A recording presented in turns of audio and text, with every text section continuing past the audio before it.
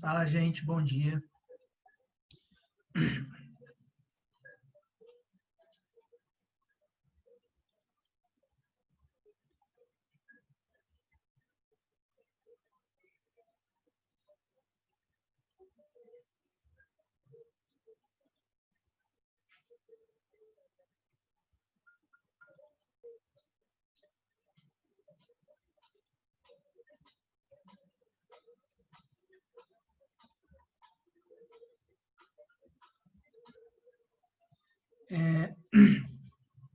Gente, espero que todos estejam bem, né? Começando dessa maneira, falando isso.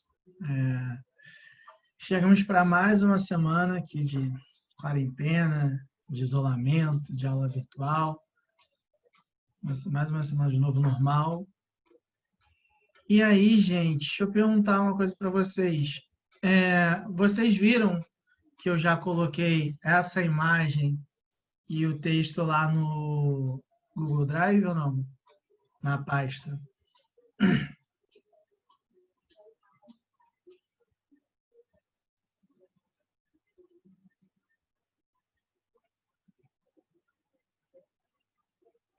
E aí, outra coisa, gente, deixa eu perguntar também.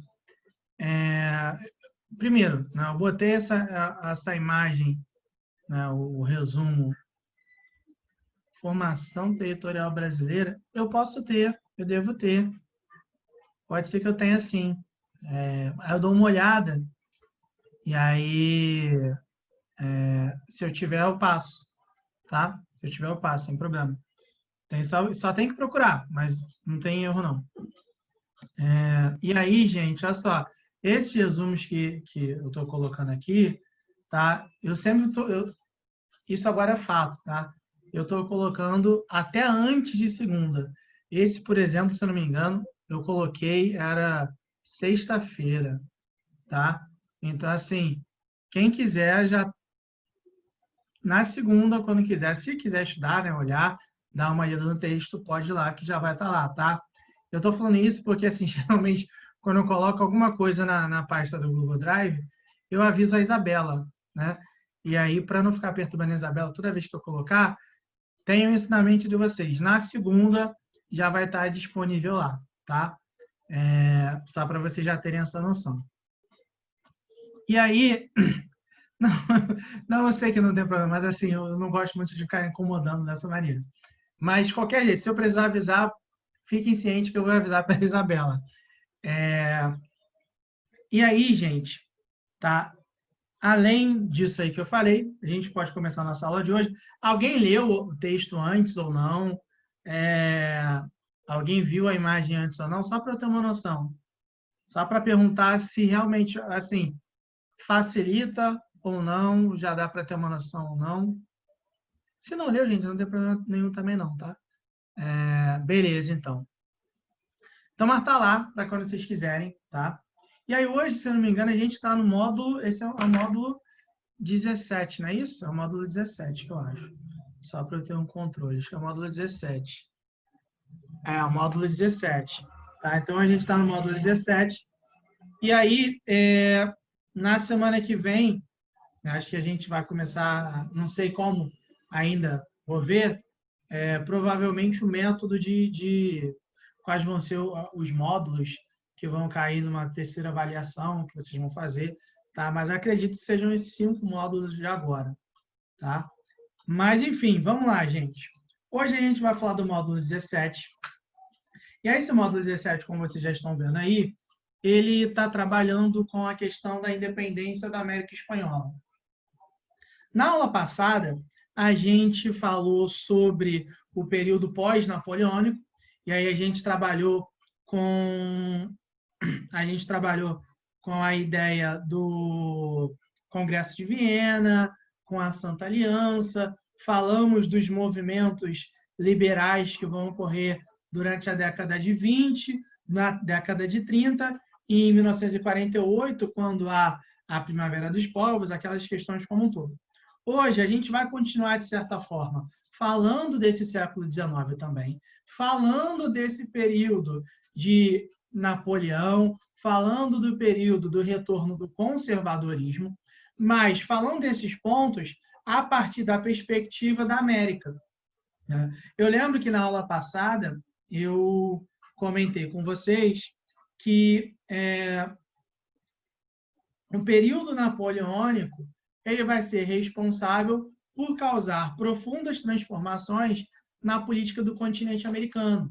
A gente vai ver que a família real portuguesa ela vai vir aqui para o Brasil, vai causar algumas transformações na América Espanhola que a gente vai falar hoje, e aí, como consequência, vamos colocar desta maneira, a gente vai notar que vão surgir vários processos de independência no continente americano. Ontem mesmo, a novela Novo Mundo trabalhou com isso, né? Passou a cena onde o Dom Pedro I ele proclamava a independência do Brasil. Então, o que a gente falou na semana passada vai causar profundas transformações na política do continente como um todo. E aí, já que eu falei da novela, né, essa novela da Globo, o nome dela é Novo Mundo. E aí, por que o nome é Novo Mundo? Era o termo utilizado, né, pelos europeus, pelos colonizadores, a se referir ao continente que havia sido descoberto em 1492. Tanto que até hoje a gente trata e a gente chama, né, a gente tem um apelido para a Europa do Velho Continente. E aí, quando há o processo de descoberta, quando chegam em 1492 nas Américas, eles começam a chamar, começa a se denominar como o Novo Mundo. Em 1492, há a descoberta da América, em 1500, começa o processo de colonização, por exemplo, do Brasil. Tá? Mas, o que eu quero começar falando aqui com vocês? Para a gente falar sobre a independência da América Espanhola, a gente precisa voltar um pouquinho no que a gente falou lá no módulo 6. Acho que a gente trabalhou no módulo 6 com isso, que a gente começou a falar sobre o processo de colonização da América Espanhola. E aí a gente comentou sobre aquela questão da mita, da encomenda, das instâncias e por aí vai. Hoje a gente não vai falar isso, a gente vai tratar só alguns aspectos muito rápidos mesmo desse período de colonização. Então vamos lá. A América ela foi descoberta em 1492 por Cristóvão Colombo, quase não sai. E aí, a Espanha tinha acabado de terminar os seus conflitos, as suas guerras contra os mouros e tinha conseguido unificar o território espanhol. Muito por conta desses conflitos, naquele momento, a Espanha não tinha recursos financeiros para iniciar e para comandar o processo de colonização da América Espanhola. Então, a partir de 1492, não havia recursos financeiros espanhóis para controlar e comandar o processo de colonização. Dessa forma, o que a gente vai começar a observar? Que o início do processo de colonização da América Espanhola vai ser muito semelhante ao que ocorreu aqui na colonização do Brasil. O que aconteceu na colonização do Brasil? A corte portuguesa não tinha capital financeiro, não tinha capital suficiente para investir no processo de colonização. Então, ao invés da corte, da coroa, fazer este processo, ele repassa o ônus para alguns aventureiros, vamos chamar de aventureiros. Tá? Ou seja, passa o ônus, a obrigatoriedade, os custos do processo de colonização a particulares, a civis, no qual eles vão empreender todo esse processo de colonização. Só que, para a coroa espanhola conseguir incentivar com que a galera viesse para a América e colonizar, essa galera não podia ter só o ônus. Eles tinham que ter o bônus também. Porque se eu chegar e falar assim, pô, ó, tô dando aquele território ali para você colonizar. E aí o cara vai saber que ele vai ter vários custos. Mas beleza, eu vou ter custo. Para mim isso não baixa, eu tenho que ter alguma coisa que eu possa lucrar isso aí. Porque ninguém é bobo de ir lá e gastar dinheiro à toa. E aí o que a coroa espanhola foi lá e fez? Antes de incentivar a ida de aventureiros para a América, fez toda uma pesquisa, fez todo um estudo ali, né? Foi buscar e encontrou minério, encontrou riquezas minerais.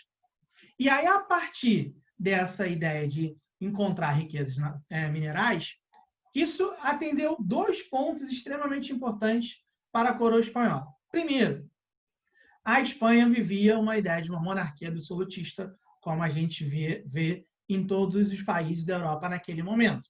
E aí, dentro do absolutismo, tinha a questão econômica do mercantilismo. E aí, quais eram as práticas, quais eram as características do mercantilismo? Primeiro, a interferência, a intervenção do Estado nas questões econômicas. Segundo, a busca por uma balança comercial favorável. O que era uma balança comercial favorável? Você exportar mais do que você importa. Terceiro, ele tinha a ideia do protecionismo alfandegário. O que era a questão do protecionismo alfandegário? Era a ideia de você criar uma carga de impostos aos produtos que vêm de fora, para você favorecer, para você proteger a sua indústria ou a sua produção interna. Quarto, a busca por colônias, que conseguiu conquistar aqui na América. E quinto, também tinha a busca por metais preciosos. Então, a Espanha, dentro do seu ideal mercantilista, tinha como uma das práticas, um dos objetivos, a busca por metais preciosos. E aí chega na América, tem a colônia e consegue este objetivo, consegue observar que ele vai atingir a necessidade de busca por metais preciosos, é perfeito. Só que a Espanha, se ela pudesse, ela mesma iria organizar esse processo. Só que não tinha esses recursos. Então, ela incentiva a ida de aventureiros para eles realizarem, para eles terem a obrigação de colonizar aquele território, mas, obviamente, eles iriam lucrar com aquilo ali, só que, em troca, eles teriam que pagar impostos à corte espanhola. Então, o que a gente começa a observar é que o processo de colonização da América Espanhola não traz nenhum custo para a Espanha e traz lucro. Assim como acontece com o Brasil também. Quando os portugueses começam a colonizar o Brasil, a colonização para a coroa portuguesa ela é sem custos, mas com lucros, porque os colonos têm que pagar uma série de impostos à corte portuguesa, têm que pagar uma série de impostos à corte espanhola. E aí, o que a gente vai começar a observar? Como que vai ser montada a colonização da Espanha efetivamente? Vai ser em algo muito semelhante ao que acontece no Brasil. Vai ser uma colônia de exploração e que vai estar pautado em um modelo baseado na plantation, ou seja, na ideia do leme, latifúndio, exportação, monocultura e escravidão. Então, a gente vai notar que desde o início da colonização, a economia da América Espanhola ela vai estar baseada em latifúndios, ou seja, em grandes fazendas, no qual a produção delas vai ser voltada para a exportação.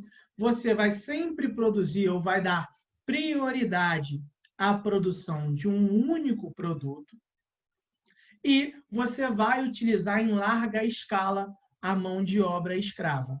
A grande diferença em relação à América Espanhola e América Portuguesa é que, em um primeiro momento, tá, não houve com grande força a questão da utilização de mão de obra escrava indígena. Tá? Em comparação ao Brasil, isso foi muito mais reduzido. E por que foi mais reduzido?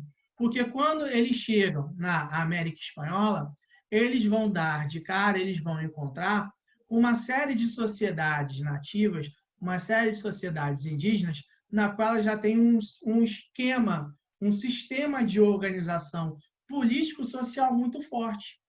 Então, vai ocorrer um enfrentamento, né, mais claro né, bem mais estabelecido do que acontece aqui no Brasil, que as tribos indígenas, né, os indígenas eram divididos em tribos. Não havia uma grande etnia como os incas, os maias, as astecas. Não. Lá existiam sociedades bem estabelecidas, muito bem organizadas com seu sistema. Então, isso já é uma forma de resistência. Não à toa a gente vai ver que o processo de colonização da América Espanhola ele vai durar cerca, assim, até a Espanha consolidar efetivamente, vai durar aí na faixa de uns 50 anos. Então, em 50 anos, eles vão conseguir se consolidar como os grandes colonizadores daquele território ali. E aí vão passar a implementar, a partir de então, esse modelo, essa ideia aqui da plantation, que é muito semelhante ao Brasil. E justamente esse modelo de economia voltada no setor agroexportador, voltado no setor extrativista, como está aqui, na exploração de recursos minerais, que vai dar as bases, que vai criar a organização da sociedade espanhola. Então, a gente vai notar que, conforme você organiza a economia da América Espanhola, essa organização econômica ela vai ser responsável por levar como consequência uma organização da sociedade colonial, assim como acontece no Brasil. Por quê? Vamos lá, eu estou tentando fazer algumas comparações com o Brasil mesmo, tá? Porque quando a gente vai ver a colonização portuguesa no Brasil, a gente vê que desde o início, tá? Desde o início, quem controla a política, quem controla a sociedade colonial eram os latifundiários. Então, desde o início da colonização, a sociedade colonial brasileira ela se organizou com, no topo, os latifundiários, os grandes exploradores do território brasileiro. Na colônia espanhola, nas colônias espanholas, isso também vai ocorrer. E aí, isso vai gerar, né, desde o início, vai gerar fortes consequências para a América Espanhola, para o Brasil, que a gente vivencia até hoje. Né? Então, quando a gente fala da situação de desigualdade, da situação de exploração, e aí isso é muito importante, da situação da América, que ainda hoje é uma área que a sua economia é pautada no setor agroexportador, é muito reflexo de todo esse momento, de todo esse início aqui de colonização da América Espanhola.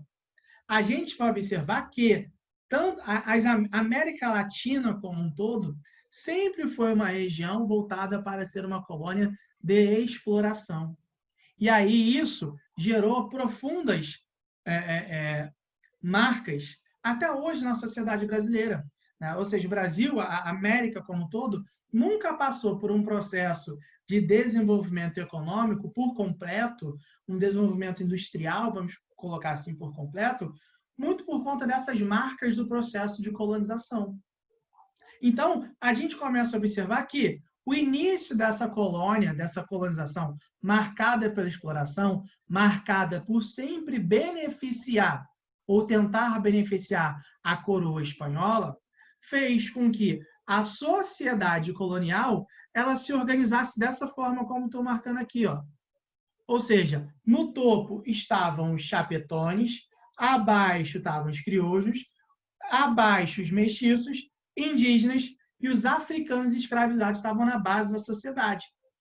E aí, o que eu coloquei ali? Tá? Os chapetones, os primeiros, eles faziam parte da elite política administrativa.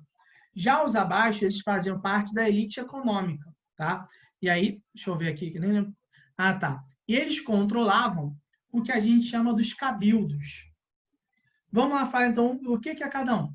Quem eram os chapetones? Os chapetones eram os espanhóis, tá? Eles eram espanhóis de fato, enviados pela coroa espanhola para administrar, para controlar a política e a administração das colônias. Então, por exemplo, nas colônias existiam os principais órgãos políticos, os principais órgãos administrativos. Aqueles que dialogavam com a coroa espanhola e tomavam as decisões mediante ao que a coroa espanhola determinava. Então, como esse cargo ele era extremamente importante, como essa função era extremamente essencial, eles colocaram a missão para os chapetones, que eram os espanhóis. Então, esses espanhóis vinham para a América apenas para isso. Tá? Então, o papel deles era ser a representação física da coroa espanhola. E nenhuma decisão eles tomavam, tá? De forma isolada. A gente pode associar um pouquinho essa ideia com o governo geral no Brasil. Lembra que tinha um governo geral em determinada fase da colonização brasileira? É mais ou menos isso. O governo geral, ele era o representante da coroa portuguesa aqui no Brasil. Ali eram os chapetones. Então, eram alguns espanhóis que controlavam os órgãos administrativos. Abaixo estavam os filhos de espanhóis nascidos na América. Então, eles eram americanos, mas eles eram filhos de espanhóis. Ou seja, os espanhóis vieram para cá e aí tiveram um filho no território. Esse filho aqui, esse cara que nasceu aqui, ele tem descendência espanhola, mas ele é americano. E aí, quando a gente começa a falar do processo de colonização efetivamente, a gente está trabalhando sempre com a galera que tinha descendência espanhola, puramente espanhola, tá? Mas era nascida na América. Por que eu estou tentando deixar isso claro?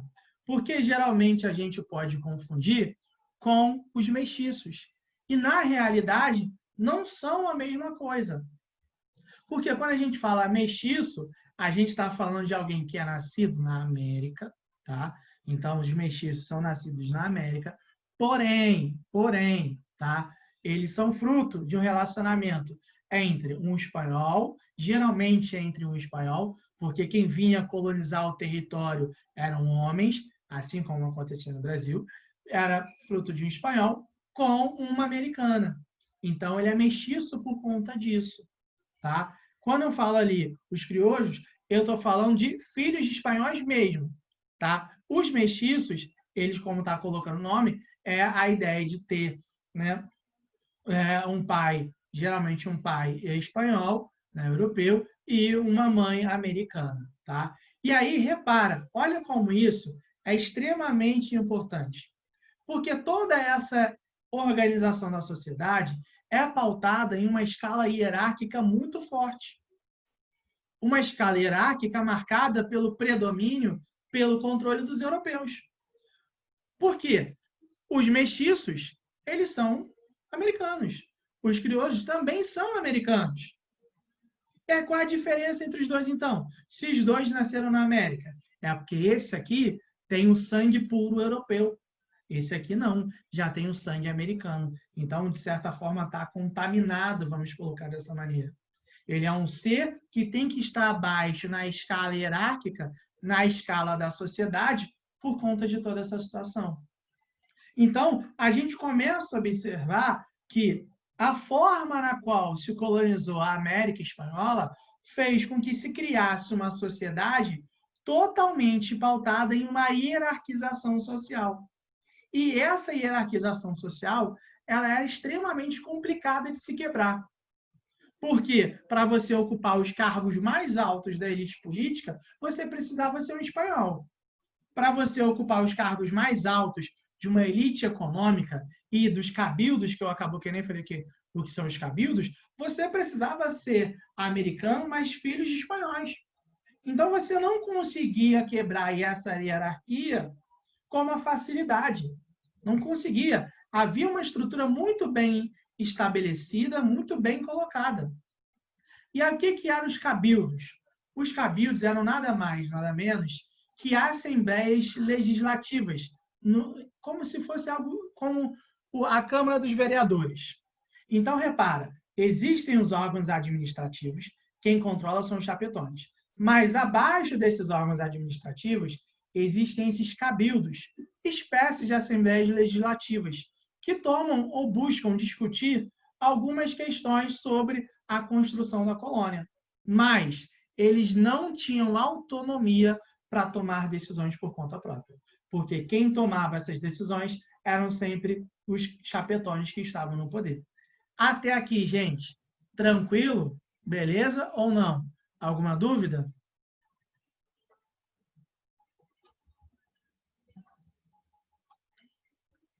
E aí, vamos lá, gente. O que a gente vai começar a observar?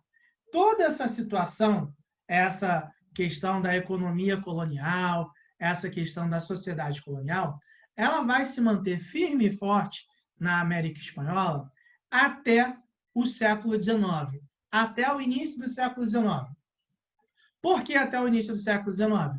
Porque vai ser nesse momento que vai começar a Europa napoleônica. Tá? Então, vai se manter firme e forte até este momento.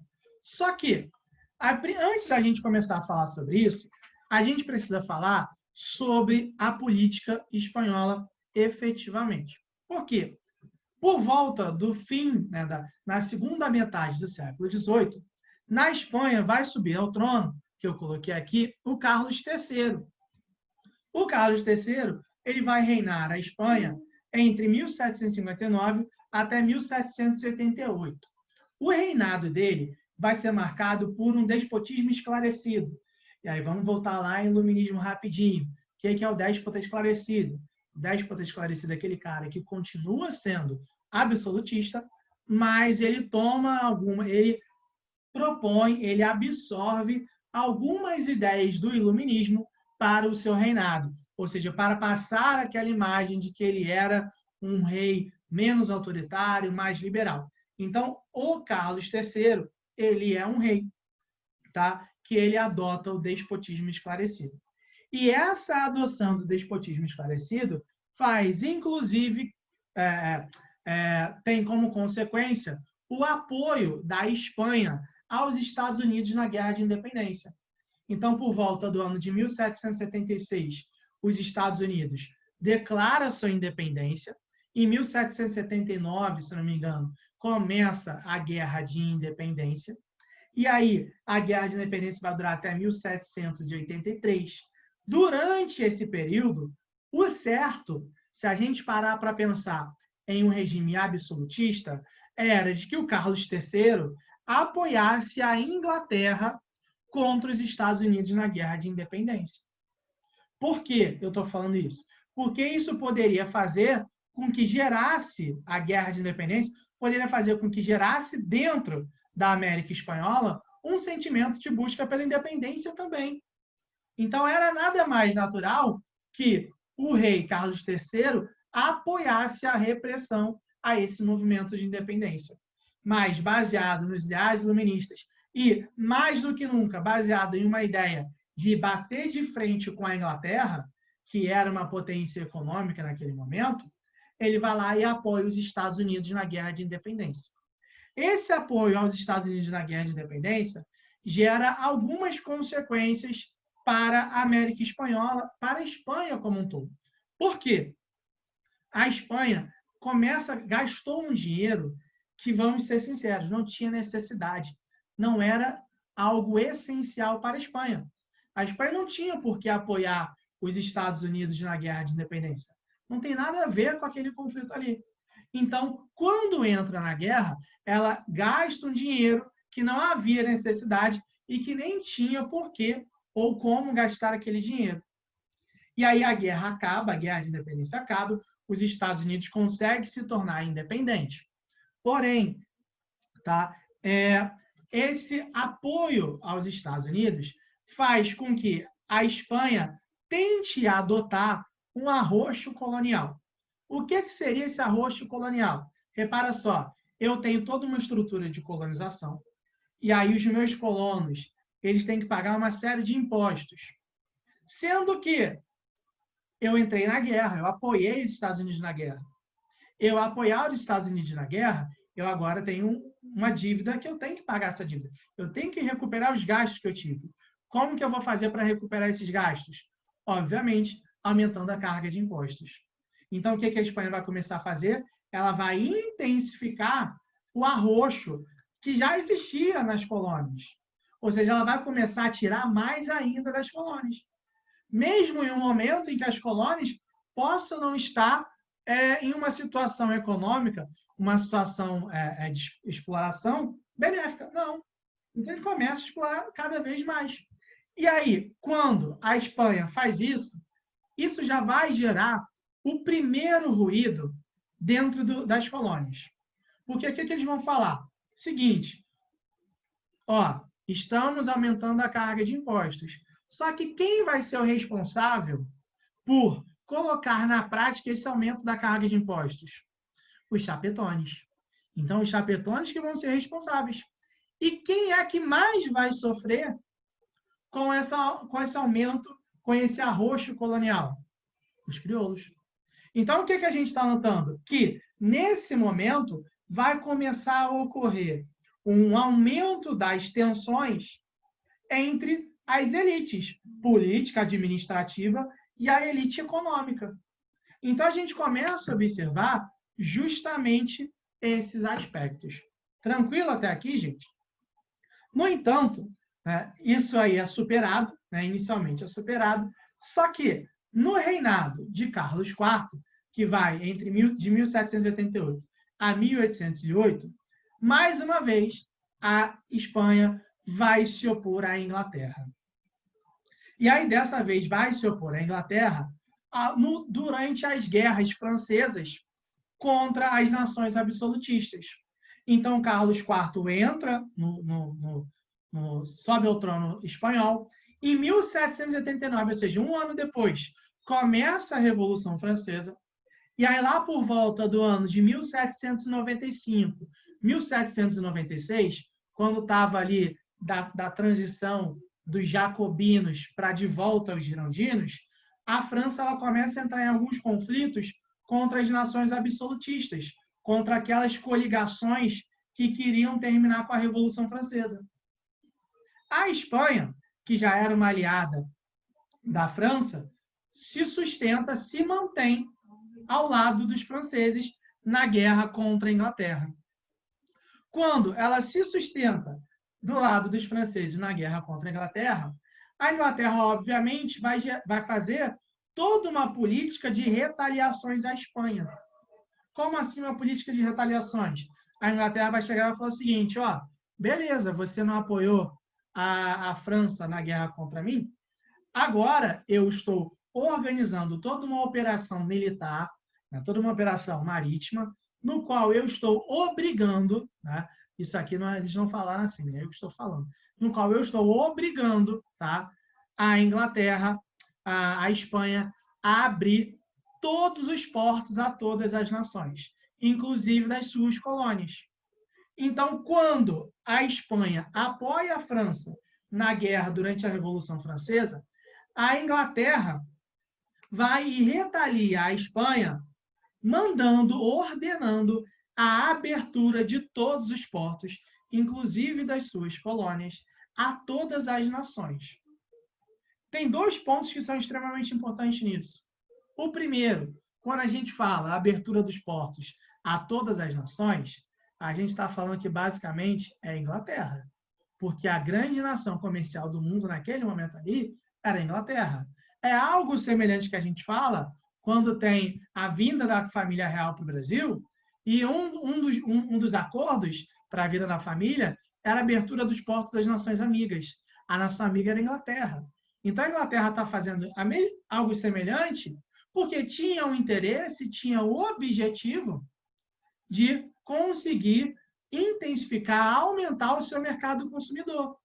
E por que ela tinha esse objetivo de aumentar, intensificar o mercado consumidor? Porque desde o início da colonização espanhola, a América passava pelo que a gente conhece, como alguns gostam de chamar de pacto colonial, mas eu não gosto desse termo, e eu prefiro chamar de exclusivismo colonial. Por que exclusivismo colonial?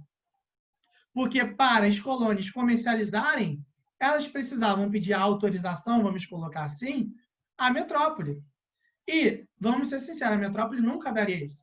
Porque a ideia do exclusivismo colonial já está no nome, exclusivo. Então, a colônia só podia fazer comércio com a sua metrópole.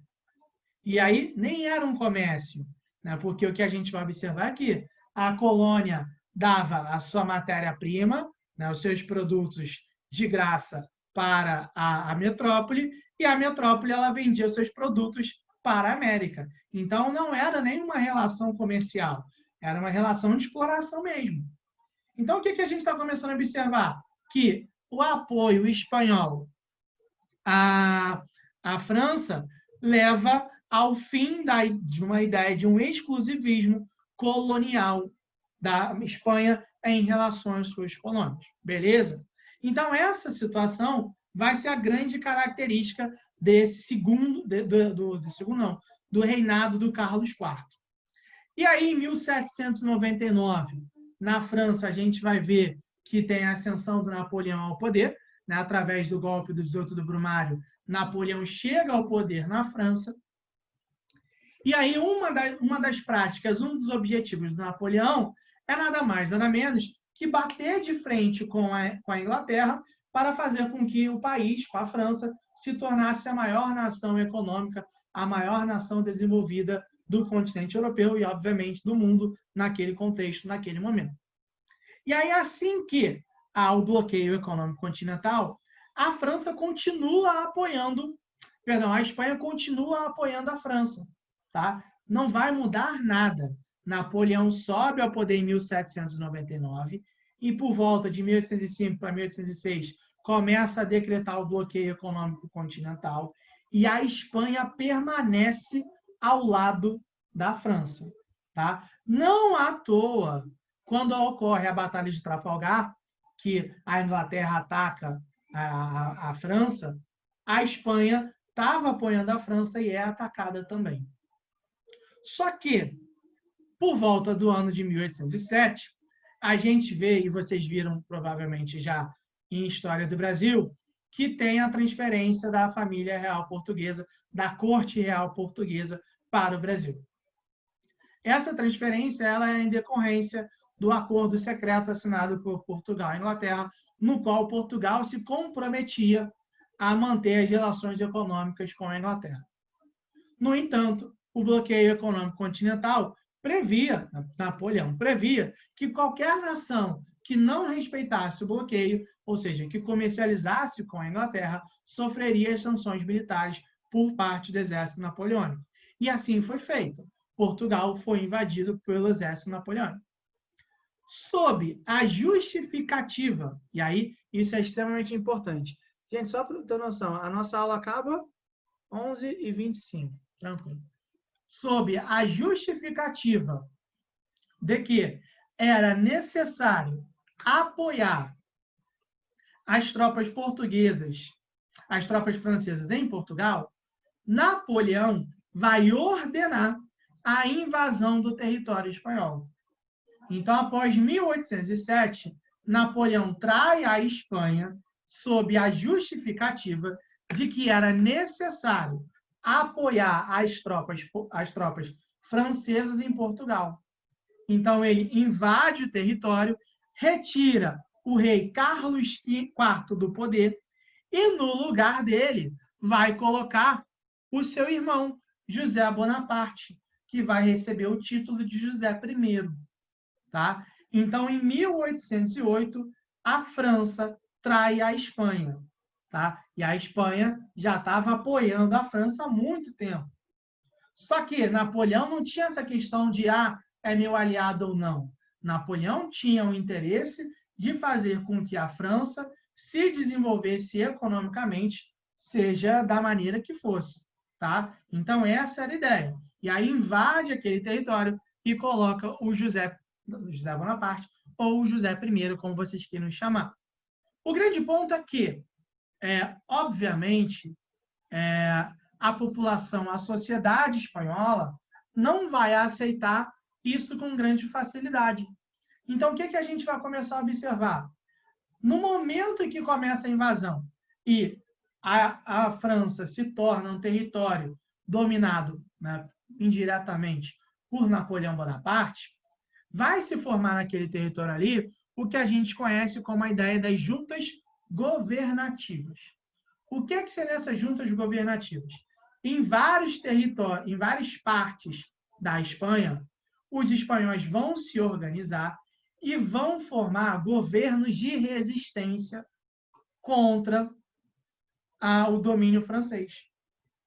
E aí eles vão formar esses governos de resistência, que a gente chama de juntas governativas, justamente como influenciados pelos ideais iluministas, ou seja, pelos aqueles ideais de liberdade, contra o absolutismo, contra o autoritarismo. Então, muito influenciado por esse iluminismo, a gente vai observar que vão surgir essas juntas governativas de resistência ao domínio dos franceses naquele território.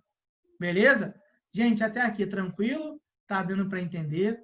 Tá muito rápido ou não? Se tiver muito rápido, só falar, gente. Deixa eu beber uma água aqui.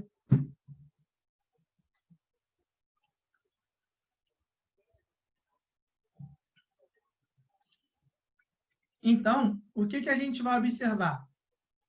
Vão ser formadas essas juntas governativas. Isso na Espanha. Na América Espanhola, isso não vai ser diferente. E por que não vai ser diferente? Repara, quando José Bonaparte assume o poder aqui, tá? Quando ele assume o poder aqui, a França passa a controlar a Espanha. Porém, a França também passa a ter um controle, dessa região.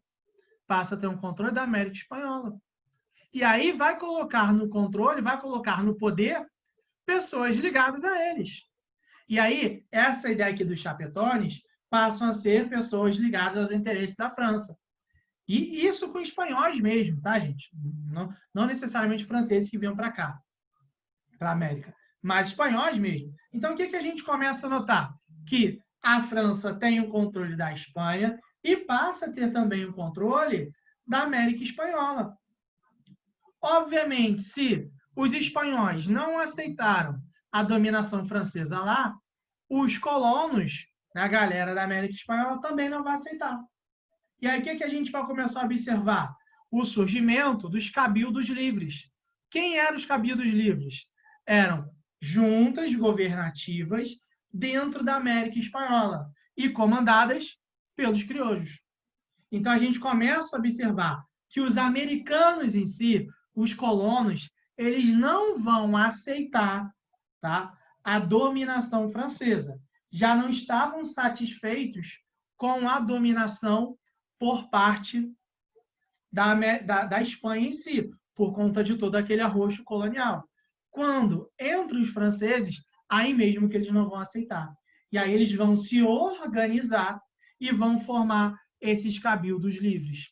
O grande ponto que eu estou querendo colocar aqui é o seguinte, que a ocupação francesa na Espanha, ela vai ser extremamente importante para o surgimento, para a criação e a intensificação de um movimento nacionalista e um movimento que defendia a independência da região. É a mesma coisa que, por exemplo, quando eu dou aula de história do Brasil e eu estou falando sobre isso, eu falo sobre a questão da independência do Brasil.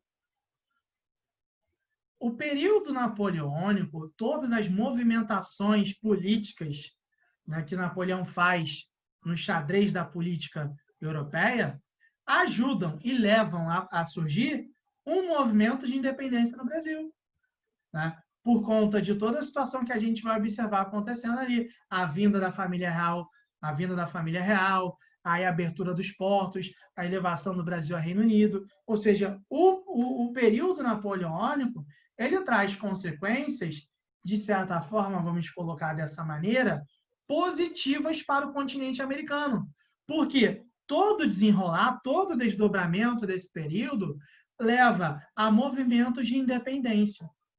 Na América Espanhola, é a partir aqui dos cabildos livres. Então, enquanto Napoleão estava lá no poder e seu irmão também estava no poder, os cabildos livres existiram e era uma forma de resistência e de autogoverno muito clara. E Napoleão também não ia ficar mandando exército para lá, porque assim não tinha como você focar nas duas frentes. Ou você continuava com o seu exército aqui, estabelecendo a sua expansão territorial, ou você se preocupava em ir para a América, e aí você perdia o controle do continente europeu. Então, isso é importante também a gente entender, que conforme foram surgindo esses cabildos livres, o exército napoleônico, Napoleão, não tinha muito o que fazer. Não tinha muito o que fazer, a não ser acatar, aceitar aquela forma de resistência ali naquela região. Porque se ele se deslocasse para tentar conter esses focos de resistência na América, ele perderia o controle do continente europeu. E para ele, ali era muito mais interessante. Então, o que a gente está notando? Que durante o período napoleônico, a América Espanhola, ela vivenciou por um período de liberdade, de autonomia, de autodeterminação. Só que esse período de liberdade e autonomia que eles passaram, o que a gente vai começar a pensar? O que a gente vai observar? Que quando Napoleão cai, a ideia era de que essa autonomia também caísse junto. E por que essa autonomia também iria cair junto? Por conta do Congresso de Viena de 1815. Esse congresso, ele tinha como grande objetivo restaurar, que a gente falou na semana passada, o poder absolutista na Europa e reequilibrar o mapa, reequilibrar o poder no continente europeu. E aí, o que a gente vai notar, então? Sai da França o José Bonaparte, o José I, e volta a assumir a monarquia absolutista espanhola. Eu até falei com vocês na aula passada que foi o Fernando de Bourbon. Tá? Então, nesse período, quem assume o poder na França de novo, são os Bourbon, e eles vão tentar adotar, não só tentar, mas vão adotar uma monarquia absolutista. E aí, qual é o grande ponto? Aí a gente já está aqui, ó, restauração absolutista. Tá? Então, qual é o grande ponto que a gente vai começar a observar? Fernando de Bourbon adotou o absolutismo. Porém, e aí, não sei quem está anotando, não sei quem está copiando aí, gente. Mas, quem tiver, vamos retomar aqui rapidinho ó, os cabelos livres, e quem estiver anotando, faz uma setinha, sei lá, faz algo, né, qualquer coisa para lembrar, existia, em relação aos cabelos livres, a ideia da Constituição de Cádiz, de 1811, que eu, inclusive, cheguei a falar com vocês na aula anterior. Né? Então, desde o período napoleônico, desde a formação das juntas governativas, dos cabildos livres, existia a Constituição de Cádiz. O que é essa Constituição? É uma Constituição que tinha um teor liberal, tá? Tinha um teor influenciado pelo iluminismo, tá? Então tinha um teor focado nessa ideia. E aí o que a gente vai começar a observar? Quando Fernando de Bourbon retoma o poder aqui, ó, ele volta ao poder graças ao Congresso de Viena, ele vai tentar exterminar, e vai conseguir terminar, com a Revolução e com a Constituição que havia sido feita na Espanha e na América Espanhola, que tinha um teor liberal. Ou seja, ele voltou com o absolutismo. Ele não consegue aceitar mais isso. E aí ele vai reprimir esse movimento liberal dentro da França, tá? Dentro da Espanha. Inclusive, eu cheguei a comentar isso com vocês na aula passada. Então, o Fernando de Bourbon ele faz isso. E aí, em relação à colônia, se ele está voltando com o absolutismo, ele vai fazer um arroxo colonial. Ou seja, ele vai tentar recolonizar aos moldes antigos. A América não havia deixado de ser colônia da Espanha, mas já tinha tido mudanças significativas dentro desse processo de colonização. Então, o que a gente vai começar a notar? Que o Fernando de Bourbon ele vai tentar retomar aos moldes antigos, aos moldes absolutistas de uma colonização da América Espanhola. Obviamente, o que a gente observa dentro desse aspecto? Que os colonos não vão aceitar. Não vão aceitar. Porque eles já estavam vivendo, desde o período napoleônico, uma situação de liberdade, uma situação de autonomia. E aí, é justamente aquela questão que aconteceu também no Brasil. Com a vinda da família real, os brasileiros eles já tinham uma situação de autonomia, de liberdade. Quando vem a Revolução Liberal do Porto lá, e que tenta recolonizar o Brasil, e quando vem o retorno do absolutismo na Espanha, através de Fernando de Bourbon, que tenta retomar o absolutismo, os colonos que já estavam adaptados a essa situação de autonomia, de autodeterminação, por mais que fosse ainda uma autodeterminação limitada, eles não aceitam isso. E não aceitam por quê? Porque naquele momento, quem estava controlando, são esses aqui. E esses, eles já tinham estudado durante muito tempo na Europa. Então, muitos da elite econômica da América Espanhola eram nascidos na América Espanhola, mas todos os seus estudos foram feitos na Europa. E na Europa, eles haviam entrado em contato com os ideais iluministas. E não aceitavam de forma alguma o retorno, a retomada desse absolutismo, desse exclusivismo colonial. Só que essa elite que eu estou colocando, a gente continua com essa denominação, mas a gente tem que utilizar, a partir de agora, esse termo aqui, caudilismo, ou o que a gente chama de caudilhos. Tá? Quem eram os caudilhos? Os caudilhos eram grandes latifundiários, tá? Ou seja, eram grandes poderosos do ponto de vista político, mas que só obtiveram esse poder político através do poder econômico e militar que eles tinham. Como assim poder econômico e poder militar? Vamos lá. O que eu coloquei para vocês anteriormente? Aqui, a economia da América Espanhola é pautada nisso daqui. Plantation. Mas mais do que nunca é pautada nisso daqui, o latifúndio. Então, desde o início da colonização, você criou uma elite latifundiária na América Espanhola. Assim como acontece no Brasil. O Brasil é comandado por uma elite latifundiária.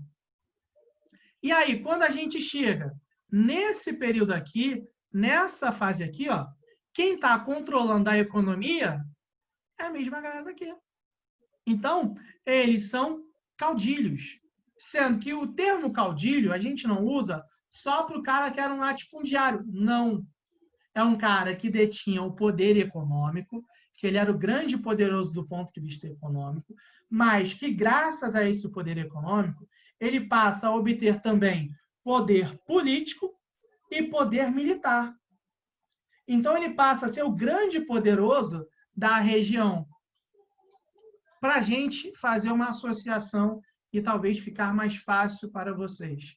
Os caudilhos são os coronéis do Brasil.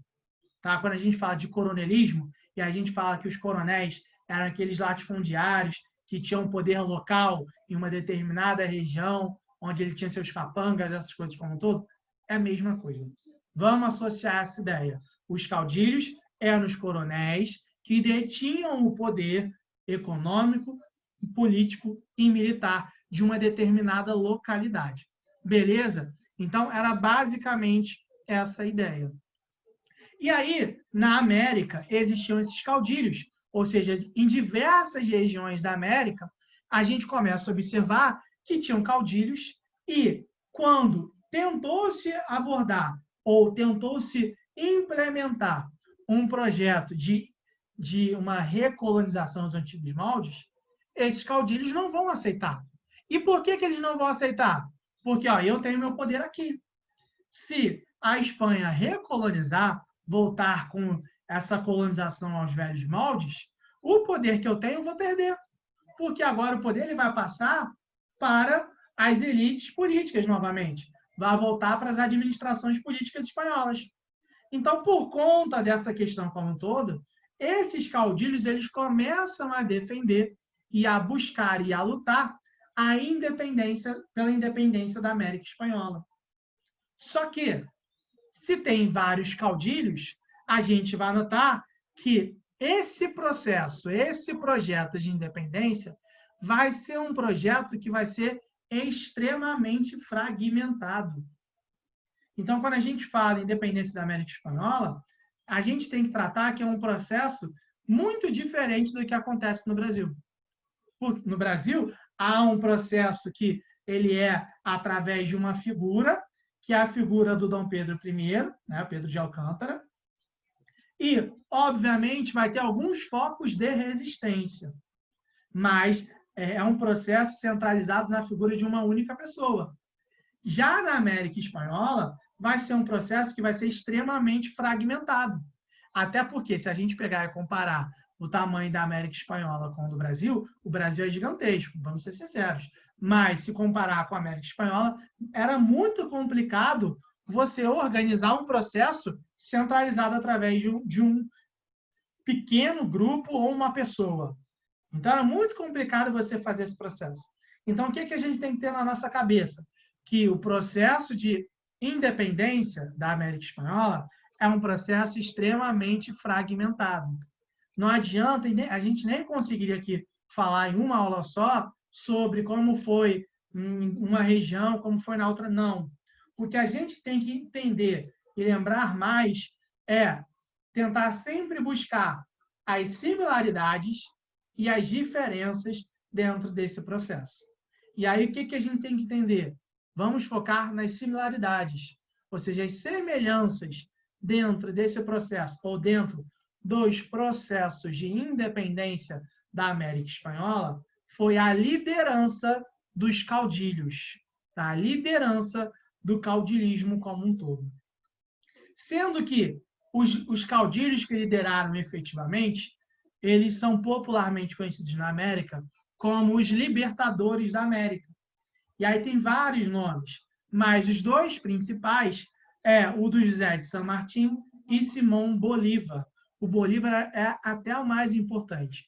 O San Martín, ele é muito importante na Venezuela, mais importante para o povo venezuelano, e depois até falo um pouquinho por quê, né? Então, os caudilhos que vão liderar esse processo, eles vão ser considerados, eles vão ser chamados de Libertadores da América. E aí, para quem gosta de futebol, o nome do campeonato Libertadores da América é em homenagem a eles, né? É justamente em homenagem a esses caras que foram os responsáveis pelo processo de independência da América Espanhola. Não só o nome do campeonato, mas tem alguns clubes que têm o nome, né, em homenagem a esses caras. Por exemplo, na Bolívia tem o Bolívar, né, que é em homenagem claramente a Simão Bolívar. Inclusive, o nome Bolívia é por conta do Simão Bolívar. No Chile tem o O'Higgins, que é em homenagem ao O'Higgins, que é um dos libertadores da América. Se não me engano, no Peru tem um time que é o San Martín também, algo assim. Então, repara como esses caras eles foram extremamente importantes para o processo de independência. Foram diversas lutas feitas durante, vamos colocar, 20 anos, cerca de 20 anos, que levaram ao processo de independência dos países latino-americanos como um todo. Só que eu falei com vocês que esse processo, que esse projeto, foi bastante fragmentado por conta do controle ou por conta dos poderes locais que esses caudilhos tinham, e eles não queriam perder esse poder. Só que, assim que ocorreu o processo de independência na maior parte das nações da América Espanhola, o Simão Bolívar ele vem com um projeto de fazer uma grande América.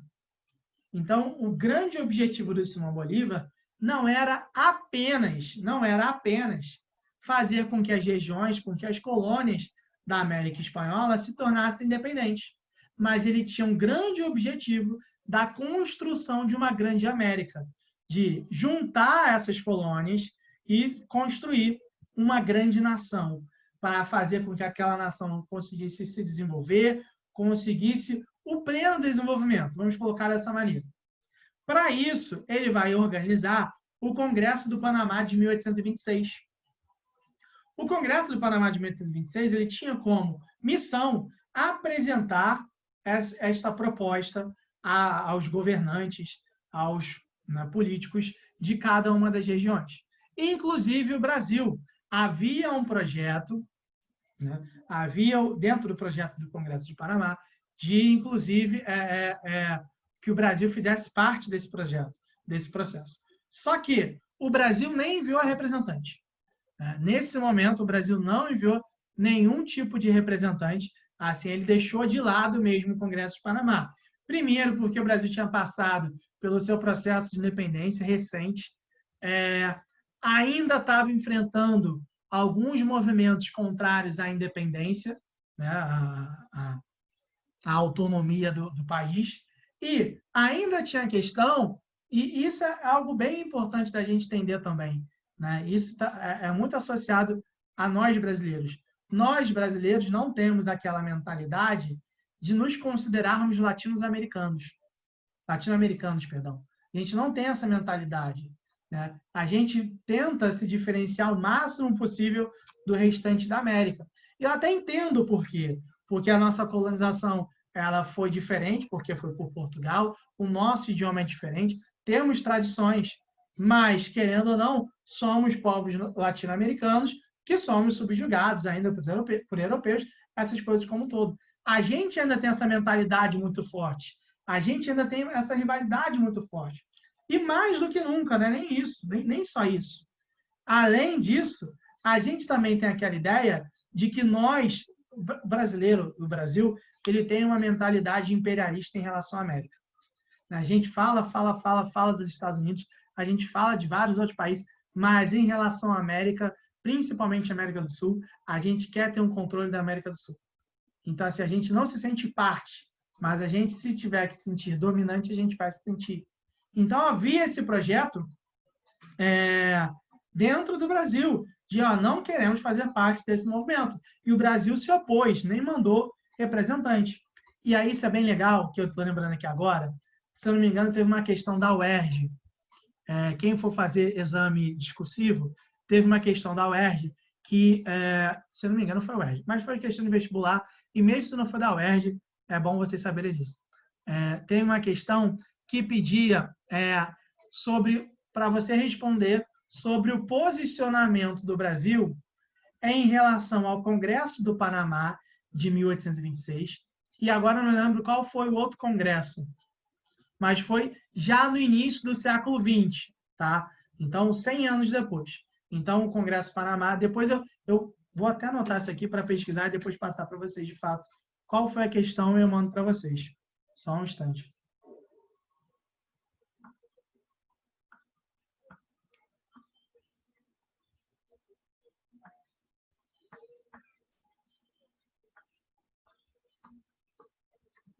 E aí, qual era a ideia? A ideia que a questão pedia era para você colocar qual era a posição do Brasil em relação ao Congresso do Panamá e qual era a posição do Brasil no Congresso Pan-Americano que ocorreu 100 anos depois. E, inclusive, foi no Brasil. Ou seja, o primeiro era você falar que o Brasil estava se opondo ao projeto do bolivarismo ou do bolivarianismo, tá? O projeto de Simão Bolívar de Grande América. E aí nem envia representante. Já o segundo é colocar que o Brasil estava tentando liderar esse projeto de união da América, e aí nesse segundo congresso não tinha o objetivo de formar uma única América, tá? Uma única nação, não era isso, mas queria trazer a ideia de união da América. E por que ele tinha interesse nisso? Porque ele queria controlar economicamente, queria ter um predomínio na economia do continente americano. Então, ele muda a questão, pedia justamente sobre a mentalidade, sobre a política externa do Brasil dentro desses dois congressos. Um de se opor e nem enviar, e outro de tentar ser o representante da América e aí liderar toda a região, e inclusive ele é o anfitrião desse movimento. Então a questão trabalhava justamente com essa oposição. E isso a gente vai ver que o Brasil realmente acontece, tá? Então o primeiro ponto aqui é justamente a oposição do Brasil. O Brasil ele não vai concordar, o Brasil não vai enviar representantes para esse movimento. Um outro ponto que também vai ser de oposição vai ser os Estados Unidos. Os Estados Unidos, naquele momento, tinha a ideia da doutrina Monroe, da América para os americanos, da política do Big Chic. Então, ele vai se opor também. Tá? Por quê? Qual era a grande ideia? Se forma uma grande América, um grande país ali, eu não vou conseguir ter o controle dessas nações dessa nação que vai surgir. Agora, se continuar fragmentado, eu vou conseguir controlar com a maior facilidade.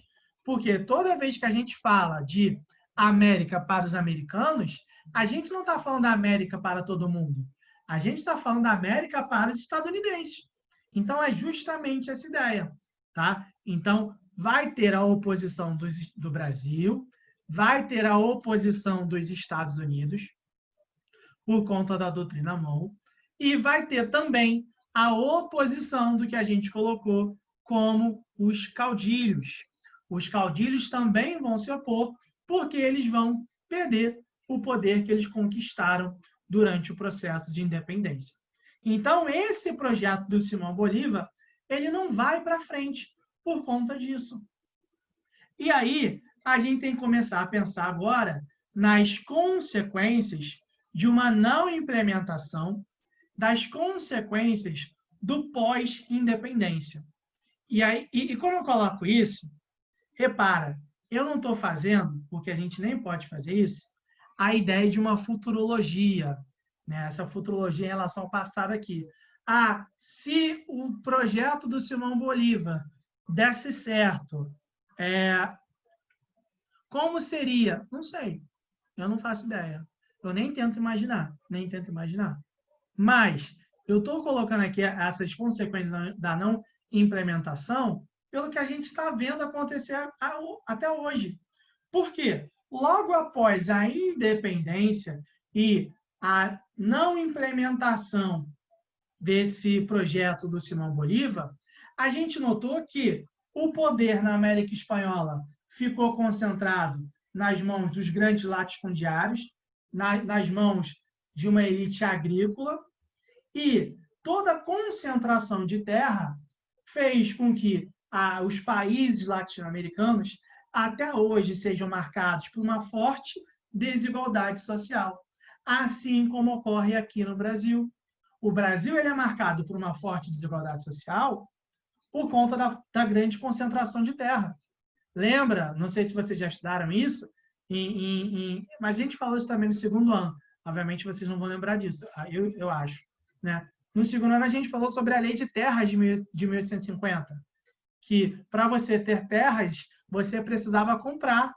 E aí você exclui desse processo os africanos ou os negros libertos, você exclui a galera indígena, ou seja, você concentrou, havia toda uma situação de concentração de terras no Brasil e na América Espanhola também. E aí esse foi o grande responsável por fazer com que haja até hoje uma grande desigualdade social. É a mesma coisa que acontece no Brasil. E aí, por que há uma desigualdade social também?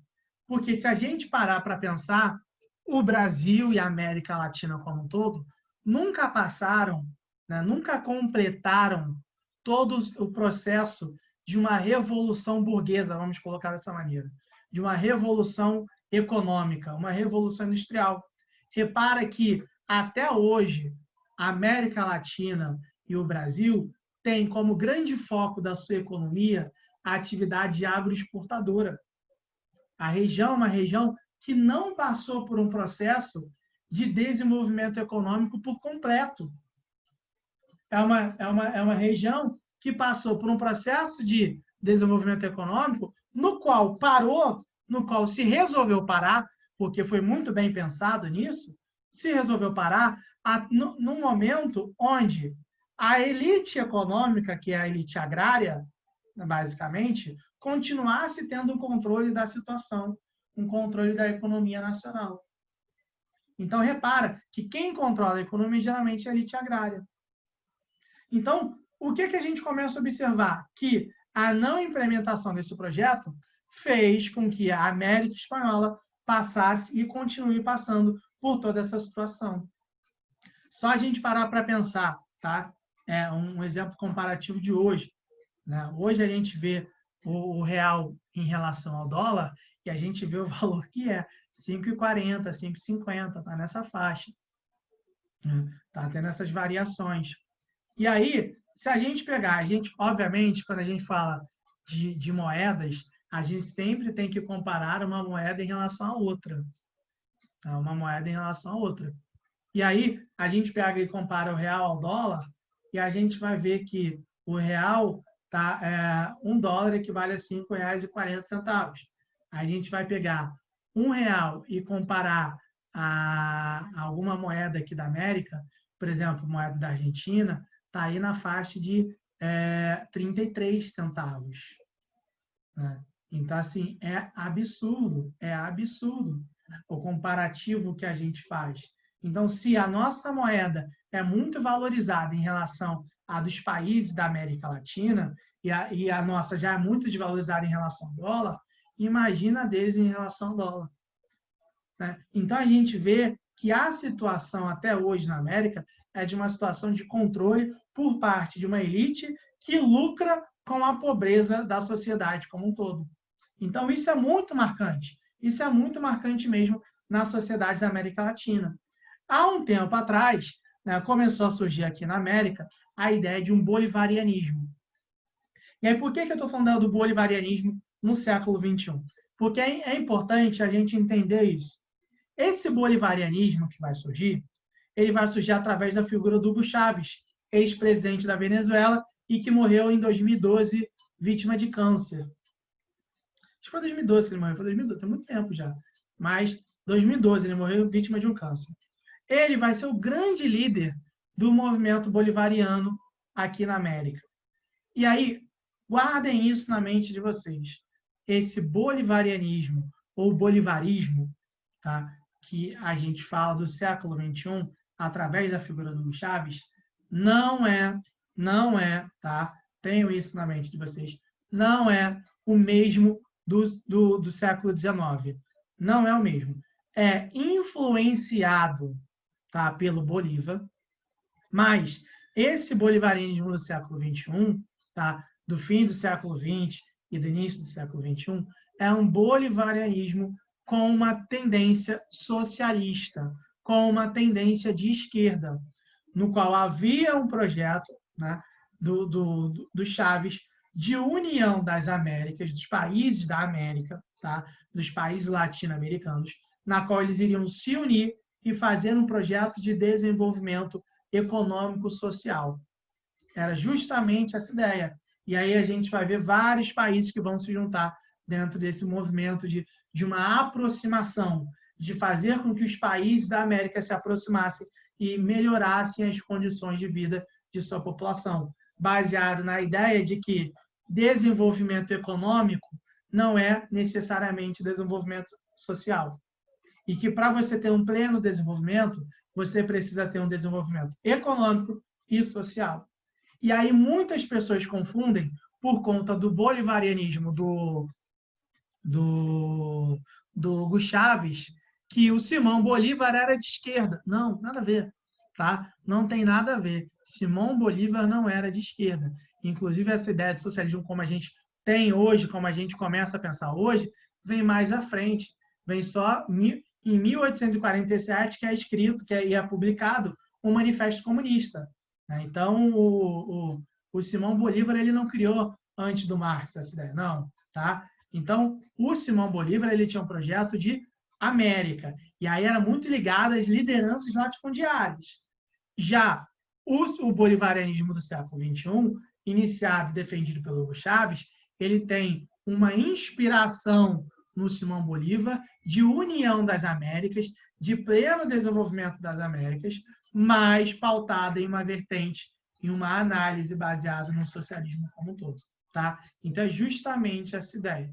E aí, as pautas dentro do bolivarianismo está muito ligado a essa crítica à desigualdade social, à questão da concentração de terras, essas coisas como um todo. Isso é muito e foi muito forte na América como um todo, que a gente viu nos últimos anos vários presidentes seguindo essa mentalidade. Por exemplo, na Bolívia, o Evo Morales ele foi eleito, ele é indígena e ele foi eleito. Então a gente começa a observar justamente isso. O bolivarianismo nos últimos anos ganhou muita força, mas agora está em uma tendência de queda, né, por conta daqueles ciclos econômicos que eu geralmente já falei com vocês, de um ciclo agora muito mais ligado ao neoliberalismo, e aí depois vai vir, né, com uma intervenção estatal maior, e por aí vai. Beleza, gente? Tudo isso que eu falei, chegamos ao fim, pelo menos eu falando. Eu não aguento mais falar. Tudo tranquilo? Deu para entender? Ou não? Ficou alguma dúvida?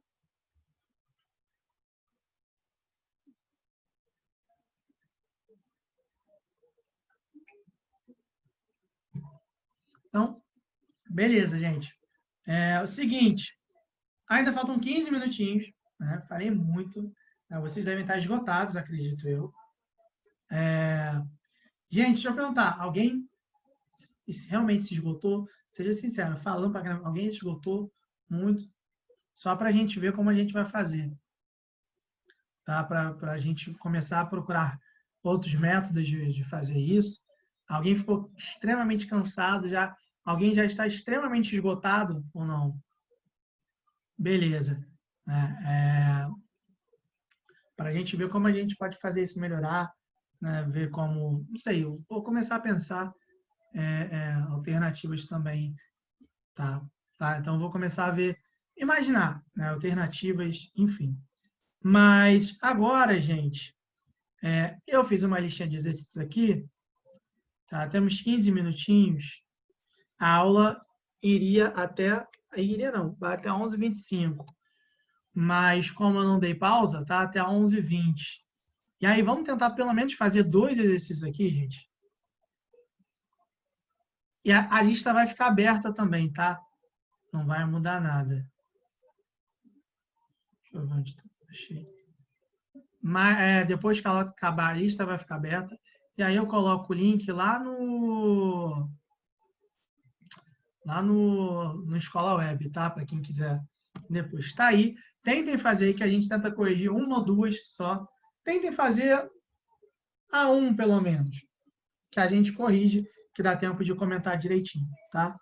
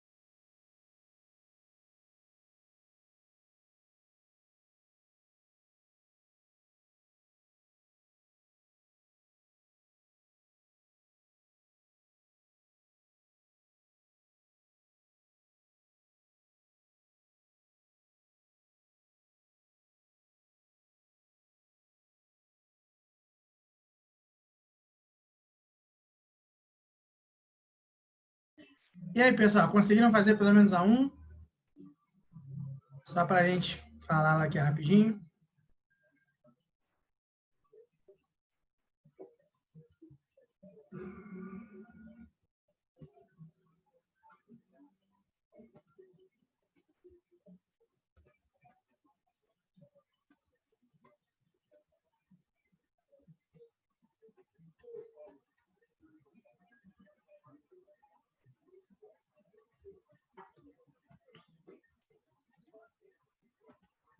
Então, vamos lá, olha só, gente. Vamos corrigir aqui rapidinho, e aí vai estar disponível para vocês depois sem falta, tá?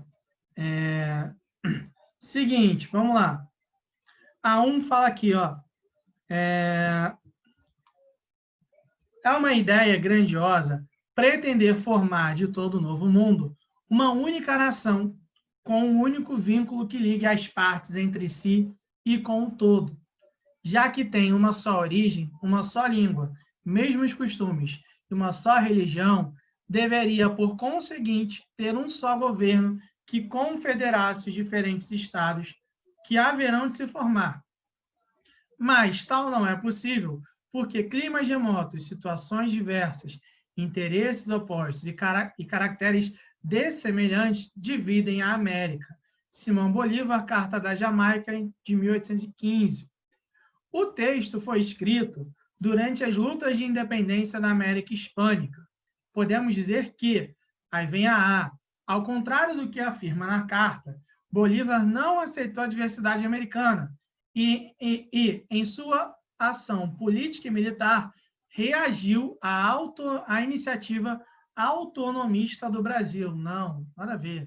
Nada a ver. A reação à iniciativa autonomista do Brasil ocorreu por parte de Portugal e por parte de algumas regiões do próprio Brasil, tá? Que eram a favor da manutenção da colonização.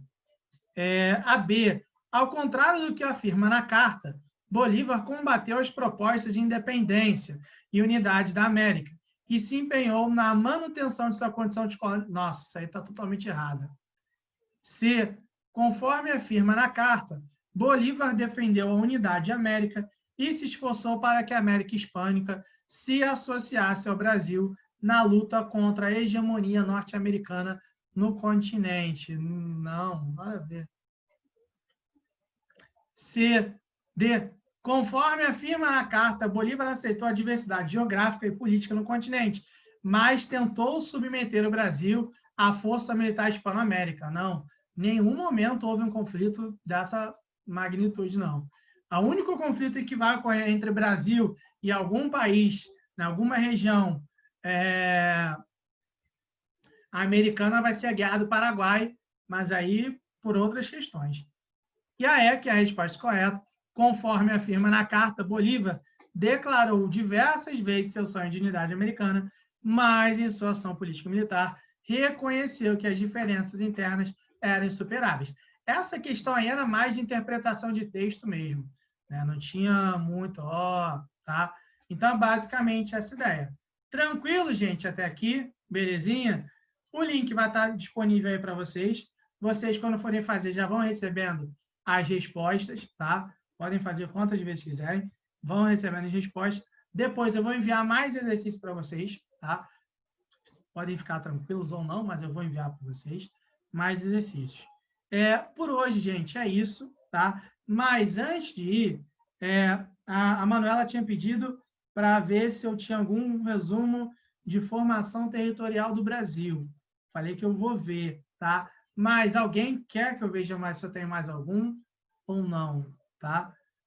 Se alguém quiser, é só colocar no chat aí, que eu anoto aqui, que o dela já está anotado, que aí eu vejo para mais alguém também, tá? Se alguém quiser, é só falar, não tem problema nenhum.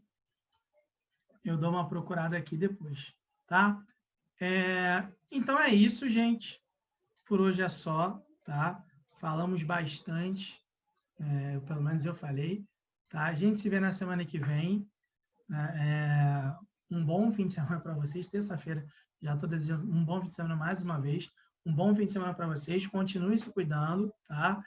A gente se encontra semana que vem. E já, mais tarde, vai estar lá no Escola Web, já o link, né, da aula no YouTube, e também já vou colocar lá na pasta do Google Drive o link também no documento com todas as aulas no YouTube. Beleza, gente? Então é isso. Um abraço para todo mundo, um beijo para todo mundo. Tchau, tchau. Boa semana para vocês.